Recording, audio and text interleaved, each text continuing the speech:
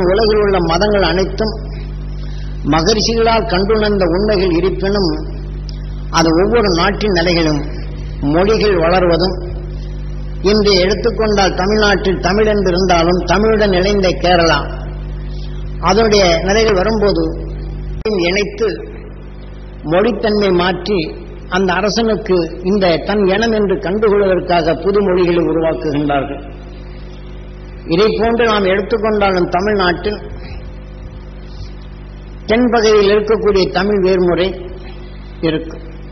இதே போல மதுரை வேறு விதம், இன்னைக்கு மெட்ராஸில் வேறு விதமான தமிழ்கள், சேலம் இந்த பக்கம் வேறு விதம், தஞ்சாவூர் எல்லாம் ஒவ்வொரு சிற்றரசர்கள் வாழும்போது அவரவருக்கு இசைந்த மாதிரி மொழிகள் இருக்கும். ஆக தமிழே இருக்கும், அதில் பொருள்கள் வேறு விதமாக இருக்கும். இப்படித்தான் இந்த அரசர்கள் மற்ற அரசருடைய நிலைகள் இனம் கண்டு கொள்வதற்காக தனித்தன்மையாக சொல்லிலையும் அதிலே சொல்லுக்குள்ளும் மற்ற இதுகளை பொருள்களை மாற்றி வைத்திருப்பார்கள். தனது இனம் தனது அல்லாதவன் தமிழ் என்றிருந்தாலும் இதிலேயே பல பாகுபாடுகள் இருக்கும். ஆக இதை போன்று இன்றைக்கு எடுத்துக்கொண்டால் ஒவ்வொரு அரசனும் தனக்கென்று ஒரு குலதெய்வத்தை உருவாக்கியுள்ளார்கள். அந்த குலதெய்வத்தின் அடிப்படையில் தான் அவங்க இயற்றிய சட்டமும் அந்த நாட்டு மக்களுக்கும் உதவும். அவர்கள் எதை சொன்னார்களோ அதன் அடிப்படையில் அவர்கள் செயல்படுவதும். ஆக மாற்று அரசருடைய நிலைகள் வரும்போது இந்த தெய்வம் வேறு இந்த கடவுள் வேறு என்ற நிலைகள் பாகுபாடுகள் உண்டு. ஏனென்றால் இந்த அரசனை சாடிய அந்த குடிமக்கள் அவனின் காட்டிய உணர்வின் தன்மை கொண்டு வரும்போதுதான் அதுதான் பதிவு. அதன் வழியிலே தான் இயக்கி வந்தது. இப்படித்தான் மதங்களிலிருந்து இன்றும் விடுபடாத நிலைகள், ஏனைய நிலைகள், எத்தனை நிலைகள் இருந்தாலும் அந்த மதத்தின் உணர்வு வரும். இந்த ஒரு மதத்திலிருந்து வேறொரு மதத்துக்கு சார்ந்து சென்றாலும் மீண்டும் இந்த மதத்தில் ஏற்படுத்திக் கொண்ட இந்த உணர்வுகள் மாற்று மதத்திற்கு மாறினாலும் இந்த உணர்ச்சிகள் கூடவே வரும். உதாரணமாக நான் சித்து ஆன புதுசில் ஒரு கிறிஸ்டியன்ஸ், அவர் கவுண்டர் சிலோன்ல போய் கிறிஸ்து மதத்தில் சேர்ந்தவர், அவர் இங்கே வந்து விட்டார். அப்போ சித்து ஆன புதுசில் என்னை வந்து அப்போ நான் அந்த ஆசன பயிற்சி எல்லாம் செய்வேன். அவருக்கு ஒரு நோய் இருந்தது முதல்ல, அவருக்கு எனக்கும் பழக்கம் வரும்போது அதை அந்த ஆசன பயிற்சி மூலம் அவர் உடலில் உள்ள நோய்களை நீங்கியது. அதிலிருந்து அவருக்கு பழக்கம். நமக்கு சித்தான புதுசு இங்கே வந்த உடனே இதை உற்று பார்த்தார். இங்கே நம்மை அறியாமலேயே சில அற்புதங்கள் நடக்கின்றது. வயிற்று வழியோ மற்ற நோய்களோ இதுகள்லாம் போகுது.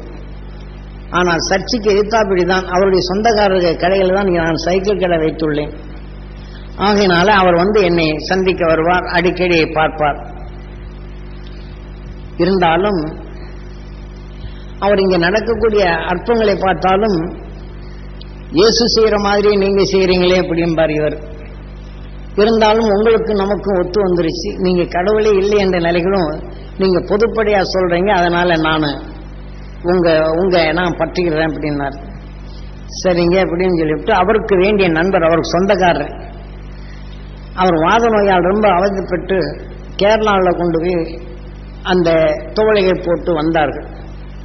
இருப்பினும் அவர் அங்கே ரொம்ப கண்கள் நின்று விட்டது, இனி பிழைக்க மாட்டார் என்ற நிலைகளில் தூக்கி போய் சொல்லிட்டாங்க.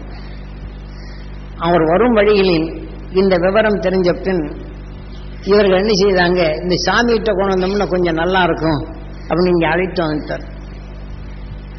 அவர் இந்த கண்கள் தான் அப்படியே நின்று, கண்கள் ஓட்டமே நின்று விட்டது, மூச்சியும் சரியாக வரவில்லை.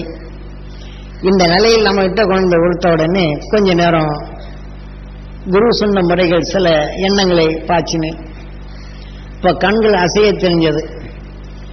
எப்படி இங்கே கூட்டமாக இதே மாதிரி கூட்டங்கள் வரும், சித்து விளையாடும் போது ஊமைகள் பேசுது, அது பேசுது, பேசுது, செவிகள் கேட்குது என்று இப்ப சொல்றாங்க, விளம்பரம் பண்றோமா, அந்த மாதிரி சில அற்புதங்களை குருநாதன் திடீரென்று ஏற்படுத்தப்பட்டதனால் அந்த இவரை கொண்டாடுறாங்க.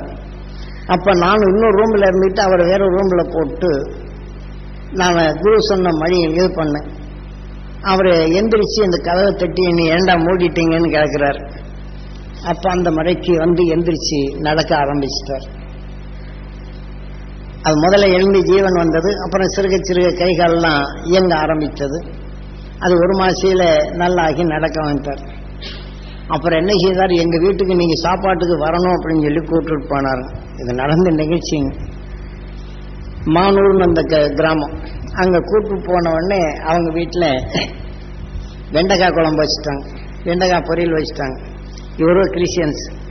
அவர் என்ன செய்யிட்டாரு, எங்க குலத்துக்கு இந்த வெண்டைக்காய் ஆகாதுங்க அப்படின்னாரு. என்ன நீங்க கிறிஸ்டின் இந்து மதத்திலிருந்து கிறிஸ்டியன்ஸ் மதத்தில் உங்க குலத்துக்கு ஆகாதுன்னு சொன்னா என்னங்க முறையில்? இல்லைங்க, அது எங்க பரம்பரையில நாங்க வெண்டைக்காய் சாப்பிட்டோம் நிச்சயம் எங்களுக்கு அப்பவே வயிற்றால பேரிக்காயிருங்க அப்படின்னாரு. ஏனுங்க எப்படி சொல்றீங்க? இப்ப நீங்க இந்து மதத்துல இருந்தா கிறிஸ்து மதத்துக்கு 2 தலைமுறையா போயிட்டேன்னு சொல்றீங்களா, அப்புறம் ஏன் இதை விட மாட்டேங்கிறீங்கன்னு கேட்டேன். அது எங்களுக்கு தெரியாது, வெண்டைக்காய் சாப்பிட்டா எங்க குலத்துக்கு ஆகாது. இப்ப வேணா பாருங்க, மூஞ்சி வாழைப்பாக்கம் பேரி போன ஒண்ணு வேண்டாங்க, இப்ப வெண்டைக்காய் கொடுங்க, மோந்து பார்த்தான்னு வயிற்றால போயணும், என்னை காப்பாற்றலாப்பலஞ்சு நான் மோந்து பார்க்கறேன் அப்படிங்கிறது. அந்த உணர்வு அவருக்குள் பதிவு செய்திருக்கு. அதனால இது பண்ண உடனே அங்க போன உடனே அவர் எந்திரிச்சு போயிட்டார். சாப்பிடவே இல்லைங்க. கொஞ்சோண்டு சாப்பிடுங்கன்னா இந்த வாழைப்பட்டாலும் எனக்கு வயிற்றால் இப்ப வயிற்ற கலக்குங்க, நான் வெளியில போறேங்க அப்படிங்கிறார். அதே மாதிரி போகவும் செய்தார். வட்டகம் பானு குழம்பு ஊற்றிட்டாரான், வாழையை பற்று வச்சான், வயிற்றால் எந்திரிச்சு போயிட்டாரு. நான் இனி சாப்பாடே சாப்பிட முடியாது, எங்க குலத்துல யாருக்கும் இந்த வெண்டைக்காய் வாசனையே ஆகாதுங்க. சரின்னு விட்டுட்டேங்க. அப்புறம் இன்னொருத்தர் வீட்டில் வெண்டைக்காயை ரொம்ப நைஸா ஆட்ட சொல்லிங்க, வெண்டைக்காய் ரூபம் இல்லாதபடி பருப்பு கடலை இதுல போட்டு நல்ல வெண்டைக்காய் நல்லா அரைச்சி நல்லா வடையை சுட்டு கொடுத்தாச்சுங்க. மறுநாள் பார்த்தோம்னா அந்த நிறைய 10 வடை சாப்பிட்டாரு, ஜோரா இருக்குதுன்ட்டு. 10 வடையை சாப்பிட்டு முடிச்ச உடனே அப்புறம் நீங்க வெண்டைக்காய் உங்களுக்கு ஆகாது இல்லைங்க. ஆமா ஆகாது அப்படின்னு. இல்ல என்ன இருக்கு தெரியுமா? ஏதாவது நீங்க போய் சொல்றீங்க, கொஞ்சம் ஒரு துளி உள்ளுக்கு போனாலும் எனக்கு வயிற்றால் எனக்கு தெரியுங்க அப்படின்னாரு. சொன்ன உடனே அதை இப்ப நீங்க வேணா சாப்பிடுங்க, என்னங்க எனக்கு என்ன அறிவு இல்லைன்னு நினைக்கிறீங்களா? அது அறிவு இல்லைன்னா கூட இந்த வெண்டைக்காய் எனக்கு கொஞ்சோண்டு சாப்பிட்டானே உடனே எனக்கு தெரியும், வெண்டைக்காய் போட்டிருக்கான்னு நான் சொல்லி போடுவேன் அப்படின்னாரு. சரி அப்படின்னு சொல்லி போட்டு அதை அவங்க செய்த மாதிரியே நீயே எரியா பாரு, இதை செய்யறாங்க பாரு அப்படின்னு அதை செய்து கொடுத்த உடனே அது மாதிரி செய்து அதே வடையை நீ சாப்பிடு, என்ன ருசி இருக்குன்னு. அவ்வளவுதான், வயிற்றால போன நமக்கு சாப்பிட்டோமே அப்படிங்கிற இந்த எண்ணமும் ஜாஸ்தி வந்து வயிற்றால போனது அளவே கிடையாது. நான் செத்து போயிடும் போடுக்கே உங்க பேசி வந்ததுக்கு அப்படின்னாரு. அப்புறம் ஆசீர்வாதம் பண்ணி அதை இது பண்ண இருப்பாடு. இது பண்ணி நீங்க மதம் மாறி போனீங்க, உங்க குலம் இப்படி வந்துருச்சு. இதெல்லாம் அரசர் காலங்கள்ல எதற்காக வைத்தானா, இப்ப வந்து ஆந்திராவிலிருந்து போர் செய்து வர்றாங்க, ஒரு அரசன் கீழ் வர்றோம். அப்ப பரம்பரையா இங்க வரப்போகும்போது தன் இனம் தன் குலம் தெரியாது. அதுக்காக வேண்டி அவங்க முக்கியமான காய்கறியில விலைக்கு வச்சிருப்பாங்க. இப்ப தன் நாட்டுக்கு அவங்க போனாலோ தன் இனத்தை எழும்போது அந்த பந்தியில் வைக்கும்போது எங்க குலத்துக்கு ஆகாதுன்னு ஒதுக்கி வைப்பாங்க. அப்ப தன் குலம் என்று அறிந்து கொள்வதற்காக அன்று மறைமுகமாக அரச காலங்கள் ஏற்படுத்தியது. இவர் கிறிஸ்டியன்ஸா மாறி போனாலும் இந்த உணர்வு பதிவு செய்வது என்ன ஆகுது, வெண்டைக்காய்ன்னு சொன்னாலும் முதல்ல நினைக்கல, வயிற்றால போகல. ஆனா அந்த நினைவின் பதிவு வருது, எது அவரை எண்ணத்தில் பதிவு செய்தோ அவர் நுகர்றார், உள்ளுக்கு போனாலும் வேண்டாதாகுது. இப்ப இதே மாதிரி அந்த உண்மையை எடுத்து சொன்ன ஒரு பாடு அப்ப சில காரணங்களுக்கும் சில இதுகளை எடுத்து சொல்லி அப்புறம் அவர் கிறிஸ்து மதத்தை விட்டு விலகின பாடலைங்க. ஏன்னா அந்த அளவுக்கு விலகமா இருந்தார். அப்புறம் ஒரு சுருக்கமா கேட்டேன். அப்ப இப்ப நான் சொன்ன இதுகளெல்லாம் சொல்லும் போது அவர் ஏற்றுக்கொள்வதற்கு மனசு இல்லை. அவர் கடவுளால் பிறக்கப்பட்டதான அது திருமணமாகி மனிதனால் உருவாக்கப்பட்ட குழந்தையிலேன்னு தான் சாதிக்கிறாரு. இப்போ அவங்க மதத்துல என்ன கடவுள் அவதாரம் என்ன, கடவுள் நேரடியா வந்து கணவன் இல்லாமலேயே குழந்தை பிறந்தான்னு சொன்னா அப்ப அந்த அளவுக்கு அந்த மதத்தின் அடிப்படையில நம்பிக்கை வருது.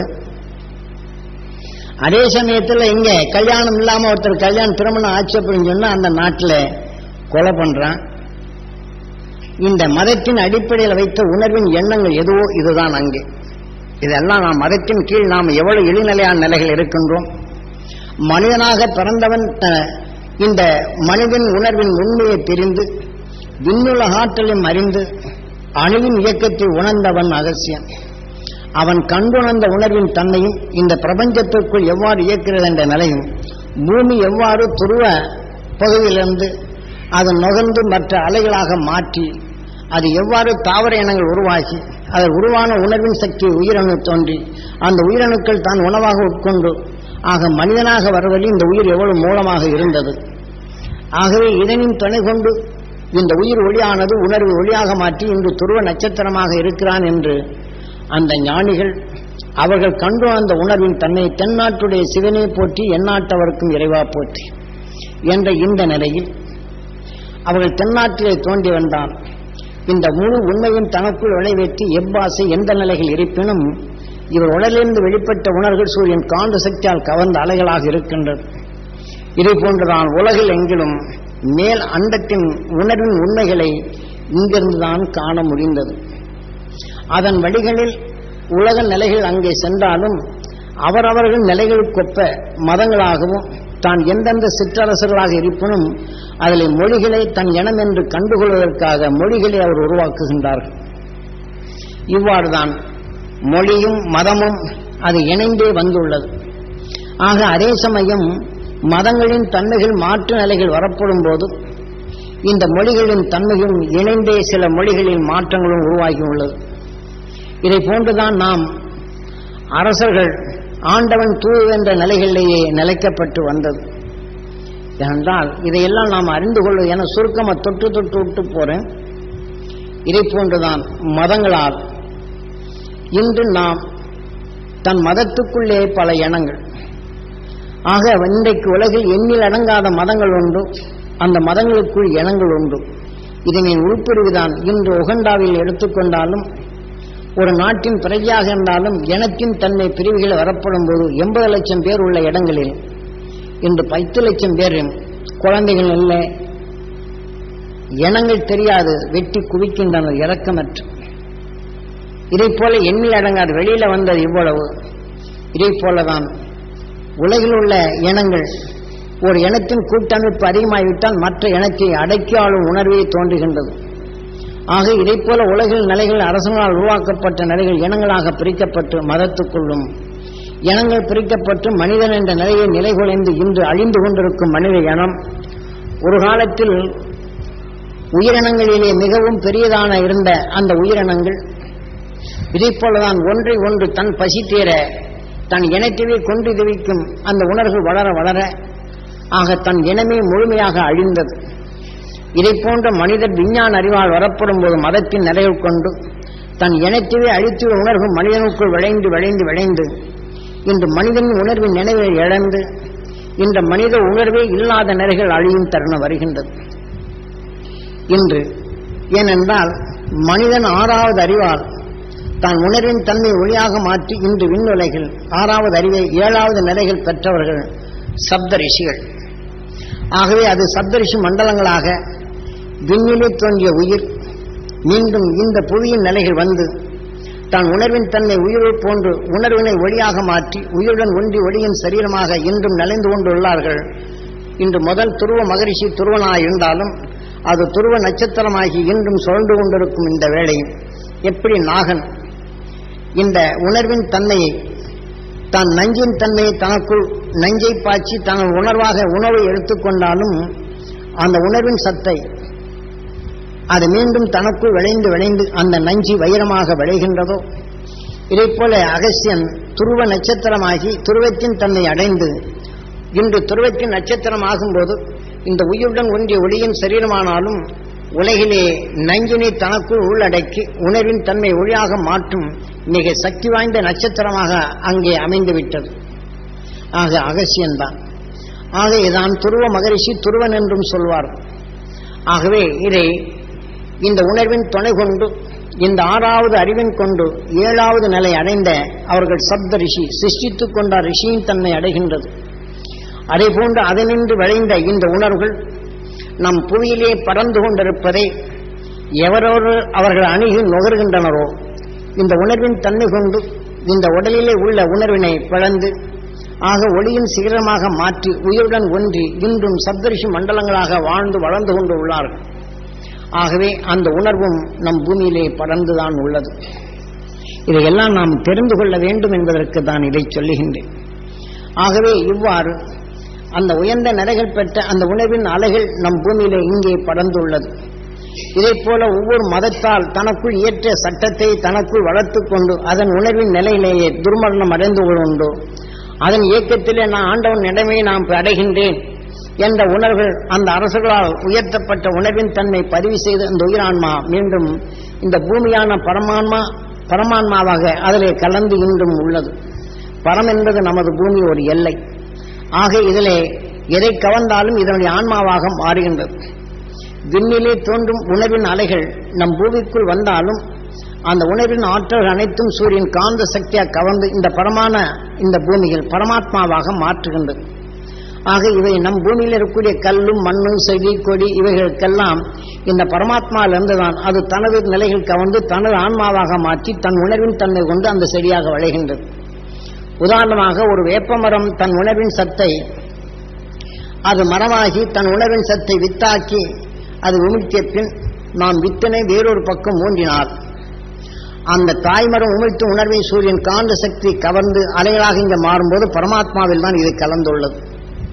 ஆகவே நீங்கள் எந்த நிலத்தில் ஊன்றினாலும் தன் தாய்மரம் வெளியிட்ட உணர்வினை புவியின் துணையின் ஈர்ப்பால் அது கவர்ந்து தனது ஆன்மாவாக மாற்றி அந்த உணர்வின் துணை கொண்டு அது வேப்ப மரமாக வளர்கின்றது. இதை போன்றுதான் தாவர இனங்கள் இப்படி மாறி அமைவதும் இதை போன்று அருண் ஞானிகள் தனக்குள் தீமை அகற்றி உணவின் சத்து இந்த பூமியிலே படர்ந்துள்ளது. அதை எவரோரோ தனக்குள் நுகர்ந்து இந்த உணர்வின் வித்தை பதிவு செய்கின்றனரோ ஆக அந்த ரிஷிகள் தனது வாழ்க்கையில் தீமைகள் அகற்றி உணர்வின் சத்தாக தன் உடலில் முழுமையாக மாற்றிக்கொண்டவர்கள். அந்த உணர்வின் சத்தை எவரோரோ நுகர்கின்றனரோ அந்த உணர்வின் தன்மை அதே நிலை கொண்டு பெருக்கப்படும் போது இந்த மனித வாழ்க்கையில் உள்ள தீமைகள் நஞ்சு கொண்ட உணர்வுகள் அனைத்தும் மாய்த்து அந்த நஞ்சினை மாய்த்திடும் உணர்வாக அல்லது தனக்குள் அடைக்கிடும் உணர்வாக அது விளைந்து உயிருடன் ஒன்றி அதை பின்பற்றி சென்றவர்கள் அனைத்தும் என்றும் சப்தரிஷி மண்டலங்களாக வாழ்ந்து வளர்ந்து கொண்டு உள்ளார்கள்.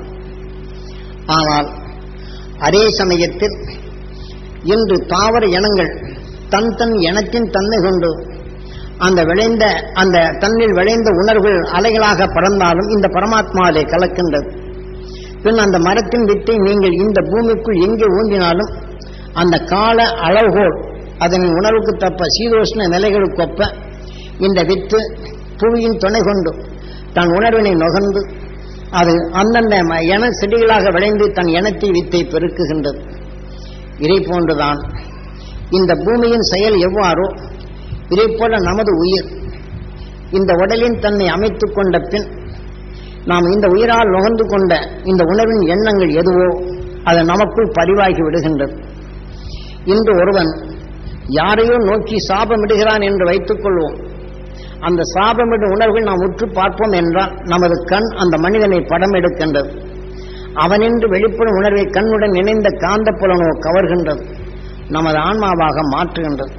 நாம் சுவாசித்த உணர்வுகள் எந்த மனிதனை நம்ம கண் பார்த்தது இதை கிருஷ்ணா என்று சமஸ்கிருதத்தில் சொல்வார்கள், நாம் கண்ணா என்று சொல்லுகின்றோம். ஆக நாம் கிருஷ்ணா என்றும் சொல்லுகின்றோம். ஆக நாம் பதிவு செய்து கொண்ட அந்த மனிதனை பார்த்து கொண்ட பின் இந்த உணர்வின் தன்மை கொண்டு நமக்குள் ஊழ்வினையாக பதிவாக்கி விடுகின்றது.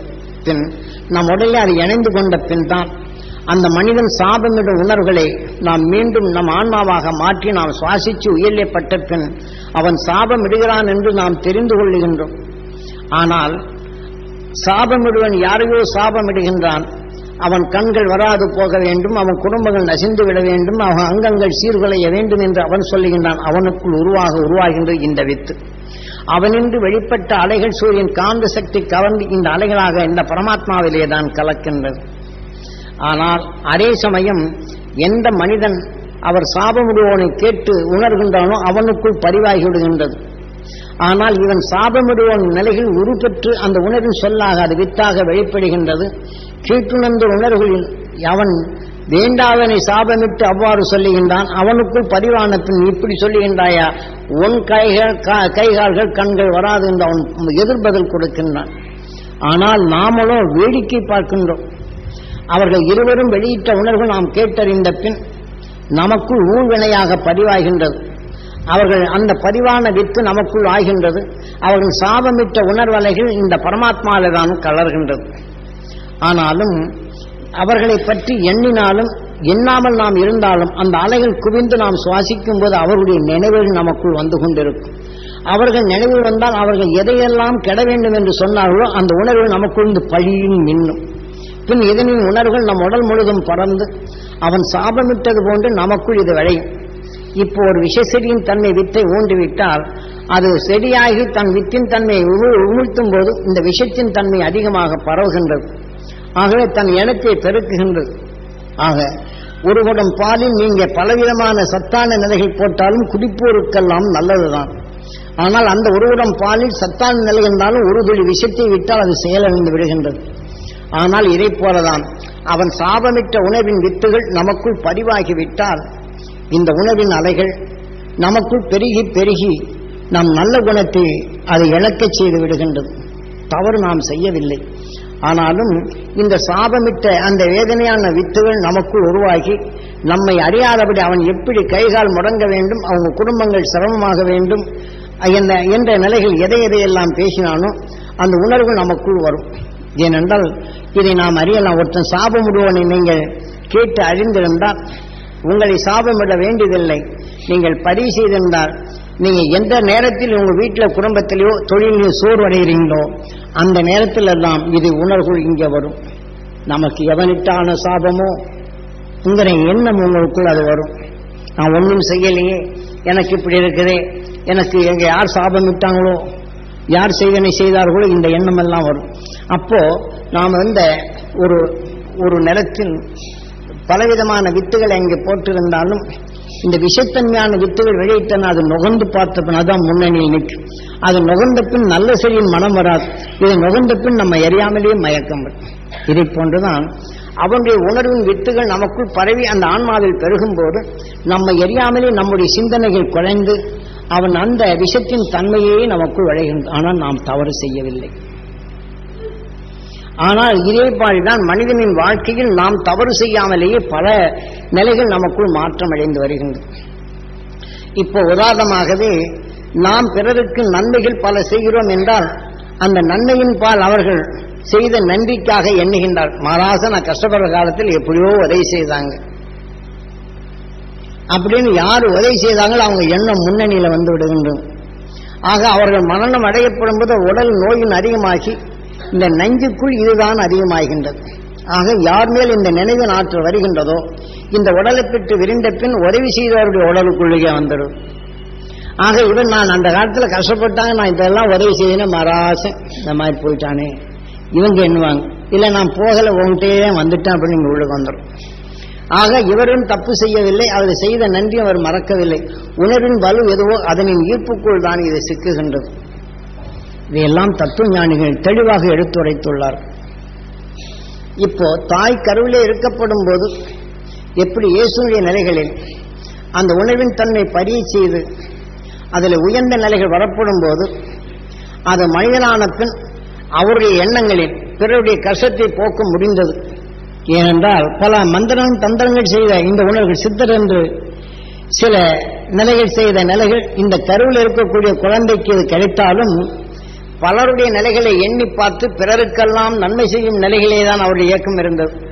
அவர் உற்றி பார்த்தவொன்னு எல்லோரும் அவர் என்ன செய்யறாங்க, கடவுள் வந்துவிட்டால் பரமாத்மா வந்து கடவுள் தூதன் வந்து விட்டார் என்று அவர்கள் எண்ணி பார்க்கின்றனர். தன் நோயையெல்லாம் அவரை எண்ணி பார்க்கின்றார்கள். அப்போ அவர் பரிவு கொண்டு இரக்கத்துடன் கேட்டறிகின்றார். இந்த உணர்வெல்லாம் அவர் உடலுக்குள் சேருகின்றது. ஏனென்றால் அவருக்குள் தாயின் கருவிலை விளைந்த நிலைகள் அவர் அறியாமலேயே பல அற்புதங்கள் நடக்கணும். ஆண்டவன் அப்பன் கொடுத்த நிலைகள் என்று அந்த மதத்தில் அப்பன் என்றால் கடவுள் என்று பொருள். ஆக அந்த அளவுக்கு வந்தாலும் இந்த யூத வம்சத்திற்கு விரோதமான நிலைகள் செய்தான் என்று அவர்கள் தீர்ப்புகள் கூறி, என மதத்தின் சட்டத்தை மீறி சென்றவன் பின் தெரியவெடுப்பும் இவனை கொல்ல வேண்டும். ஏனென்றால் நம் மதத்திற்கு மீறி தவறான நிலைகள் வளர்ந்தவன் தப்பி சென்றாலும் இன்னார் என்று பின் தெரிந்து கொண்ட பின் அவனை கொல்ல வேண்டும் என்ற நிலைகள் தான் அவனுடைய முயற்சிகள். ஆக இவர் என்று தன்னை அறியாமல் ஆண்டவனுடைய நிலைகள் எனக்கு செயற்படுகிறது என்று பிறரை பார்க்கும்போது பிறருடைய நோய்களை கேட்டறிகின்றார். அவரில் விளைந்த உணர்வுகள் சொல்லால் வாக்கால் அவருக்குள் வித்தாக விளைந்த அவர் நோய்களை போக்கச் செய்கின்றது. இருப்பினும் அவர் உடலில் விளைந்த நோய்கள் அனைத்தும் இயேசுனுடைய உடலுக்கே வருகின்றது. ஆக இந்த தீமைகள் அதிகமாக இவருடைய ஆன்மாவாக இவர்களுடைய எதிரியின் தன்மை கொண்டு அந்த யூதர்களுக்கு வெறுப்பான தன்மை அடைகின்றது. யூத சட்ட பிரகாரம் ஆக அதந்து சனி என்று அவர்கள் அந்த தெய்வங்களைத்தான் எண்ண வேண்டும். வெள்ளிக்கிழமை அவர்களுடைய தெய்வங்களைத்தான் எண்ண வேண்டும். ஆனால் அந்த கடவுள் நிலையை கொண்டு அன்றைக்கு தவறே செய்யக்கூடாது என்று அந்த மத சட்டங்கள் உண்டு. அன்றைய தினம் யாருக்காவது இந்த இம்சைகள் அரசர்கள் தண்டனை கொடுத்தாலும் அன்றைய நிலைக்கு முதல் நாளை இவர்கள் இறக்கி விட்டுவிட வேண்டும். அன்றைய தினம் அவர்கள் தப்பு செய்தாலும் அவருடைய நிலையை மாற்றிட வேண்டும். ஆகையினால் இதை சிலுவையில் பல குற்றவாளியுடன் சேர்த்து இந்த இயேசு கிறிஸ்துவையும் அந்த சிலுவையில் அறைகின்றார்கள். ஆக இவர்கள் கடவுள் பிள்ளை என்றும் இவரால் பார்வையால் பலருக்கு பல நன்மைகள் செய்ய முடிந்தது. இருந்தாலும் அங்க ஒரு கொள்ளைக்காரனை அவனை தூக்கி அதே சிலுவையில் அடைக்கப்பட்டு அறையப்பட்டு உள்ளது. ஆனால் இவரே எல்லாருக்கும் நன்மை செய்தார் என்ற நிலைகளும் பேரும் புகழும் பெற்றார். ஆனால் பிறருடைய உடல்ல இருந்து எந்த வேதனையில் அவர் பட்டாரோ அந்த வேதனை உணர்வு இவருக்குண்டது. வேதனைக்குண்டான உணர்வை இங்க மாற்றிவிட்டது. இவர் உடல் இருந்த மனமே இவருக்கு எதிரியாகி அந்த உணர்வின் தன்மை அங்கே அமைந்து விடுகின்றது. பின் இவர் கொண்டு சிலையில் அறையப்படும் போது அவர் என்ன எண்ணுகின்றார்? அந்த மதத்தின் அடிப்படையில் அப்பன் என்ற நிலையில் கடவுளை தான் எண்ணுகின்றார்கள். கடவுள் தான் இத்தனை நிலை செய்தார் என்று அவர் நம்புகின்றார். ஆனால் அந்த கடவுள் யார் என்று அவருக்கு தெரியாது. ஏனென்றால் அவர் உயிர் தான் கடவுள். அவர் மற்றவருடைய கஷ்டங்களை எண்ணி எண்ணி எண்ணி எடுத்த இந்த உணர்வு அவர் உடலிலே விளைந்தது. ஆனால் அதுவே இவருக்கு எதிரியாகி அந்த இம்சைப்பட்ட நிலையில் இம்சையிலே கொள்ளும்படி எதிரியை தூண்டுகின்றது என்றுதான் பொருள். ஆக அங்கே சிறுவையில் அறைந்து கொண்டிருக்கும் போது அந்த கொள்ளைக்காரன் அது பல கொள்ளைகளை அடித்து பலருடைய அவன் வாழ்பவன் அவன் சிலுவையில் இருக்கும் போது இயேசுவை பார்த்த உடனே அவன் எண்ணுகின்றான், இந்த மகானுக்கு இந்த நிலை வந்துவிட்டது என்று அவன் இயங்குகின்றான். ஆனால் இயேசுவை நினைக்கப்படும் போது அந்த சிலுவையில் அறைந்த அந்த கொள்ளைக்காரனுக்கு வேதனை தெரியவில்லை. ஆனால் எல்லாருக்கும் காத்தருளிய அந்த இயேசுக்கோ அப்பன் எனக்கு இந்த நிலை விட்டுவிட்டான் என்று வேதனைப்படுகின்றார். தாங்க முடியாது. இவருடைய உள்பொருள் என்ன? அவர் மகான், கடவுளின் தூதுவன். ஆனால் இவர்கள் எதை வேண்டும் என்றால் பேசலாம். ஆக நம்மளுக்காக வேண்டிய ரத்தத்தை சிந்தினார் என்று. ஆக பல அற்புதங்களை செய்தார். அதே சமயம் கடைசி நேரத்தில் இவர் கைதி ஆவதற்கு முன் அங்கே மற்ற சேவர்கள் தன் பல சீடர்களுடன் ஒதுங்கி இருக்கப்படும் போது சேவர்கள் இவரை தேடி பிடித்து விடுகின்றார்கள். அப்போதான் இவருடைய சீடர்கள் அந்த சேவகனை வாளால் வீசுகின்றான். காது துண்டா ஓடுகின்றது. பின் அதே நிலைகள் கொண்டு அந்த காதை ஒட்ட வைத்து விடுகின்றார். ஆனால் அதே சமயம் இவரை அந்த சிலுவையில் அடைந்து இத்தனை இம்சை செய்யும் போது இம்சை செய்ய முடியாது என்றோ அல்ல இந்த வேதனை நீ செய்தால் என்னை இம்சைகள் தாங்காது என்று நிரூபிக்கவில்லை. அதே சமயம் அவரை இறக்கி ஒரு சவக்குழியில் இறக்கிய பின் அவர் எழுந்து வந்துவிட்டார் என்றுதான் நான் வந்துவிட்டேன் சாட்சிக்காக என்று ஒருத்தர் சொல்லி போனார் என்று இவர்களே முறைப்படி சொல்லுகின்றார்கள். இப்போ ஒருத்தர் தற்கொலை பண்ணி கொள்றார் என்று வைத்துக் கொள்வோம். நம்ம நாட்டிலே யாரிடமாவது நண்பர்கள் தன்னுடைய இந்த இயற்கை செயல்கள் எவ்வாறு இருக்கிற என்ற நிலையை அறிந்து கொண்டால் நம் வாழ்க்கையில் நம்மை அறியாத சேரும் தீமைகளிலிருந்து நாம் விடுபட இது உதவும் என்பதற்குத்தான் இதை சொல்லுகின்றேன். ஆக அந்த கடவுளை அவர் நம்பினார். இருந்தாலும் பிற இவரை பார்வையால் அவருடைய நோய்கள் போகின்றது. இவர் பார்த்து உணர்ந்த நிலையில் அவருடைய பிணிகள் அவருக்குண்டான சங்கடங்கள்லாம் இவரோட வந்துடும். இப்ப உங்களுக்கு நான் சொல்றேன், நீங்க எத்தனையோ பேர் கஷ்டமா சொல்றீங்க, நான் கேட்கிறேன். நீங்க ஒருத்தர் சொல்றது கேட்டாலே இந்த நோய் வருது. நீங்க 1000 பேர் சேர்ந்து சொன்னா என்கிட்ட எத்தனை நோய் வரும்னு நினைக்கிறீங்க? உங்களை காட்டிலும் பல பேருடைய நிலைகள் எல்லாம் வரும். இதை நான் தொடக்க தெரியல அப்படின்னு சொன்னா இன்னொரு வரையும் சாமி உங்ககிட்ட இருக்க முடியாது. இதை தொடக்க தெரியணும். இல்லை அப்படின்னு சொன்னா சாமியோட நிலையதான். ஆக அந்த நோயெல்லாம் என்னை சேரும். கடைசியில நம்ம நிலையெல்லாம் மாறிப்போம். பாதாமியை போட்டு இருந்தாலும் விஷத்தை போட்டு விட்டா என்ன ஆகும்? இந்த நிலைதான் அடையும். ஆகனால இது எனது குருநாதர் காட்டிய அருள்வழியில் நாம் ஒரு விஷயத்தை நாம் கையால் எடுத்து பயன்படுத்துகிறோம், சில செயல்களை உருவாக்குறோம். அந்த விஷயத்தை நீக்கி அதை காட்டிலும் சக்தி வாய்ந்த நிலை போட்டு கையில கழுவிக்கிறோம். இன்னைக்கு பாலிடால் எடுத்தோம்னா பூச்சிக்கொல்லும் மருந்தை தூவுறாங்க. ஆனால் அதே சமயத்தில் கரைச்சி விட்டு நீங்க சாதாரண தண்ணியில கழுவிட்டு அப்புறம் சாப்பிட்டாங்கன்னா இவர் உடல்ல இருக்குது உள்ளுக்கு ஊடி இருப்பார். அப்புறம் அவர் காணாம போயிடுவார். பூச்சியை கொள்றாரு இவர், அதுக்கு தகுந்த அந்த சோப்பை எடுத்து அது சுத்தமான நிலைகளை அதை எடுத்து கழுவலைன்னா இவரை கொண்டு போடும். இதை போலதான் நாம் உயர்ந்த குணங்கள் கொண்டாலும் பிறர் வேதனைப்படுவரை உற்று பார்த்தால் நாம கேட்டறிகிறோம். உயர்ந்த மனிதன் என்ற பண்பால் நாம் பல நிலைகளை செய்தாலும் நம்ம நல்ல குணங்கள் இங்கே அழிந்து விடுகின்றது. இதை மாற்ற வேண்டும் அல்லவா? யாரும் தப்பு செய்வார் யாரும் இல்லை. ஏனென்றால் மகானுடைய நிலைகள் இது. ஆகவே இதை போல நாம் தவறு செய்யாமலேயே இத்தகைய நிலை வருகின்றது.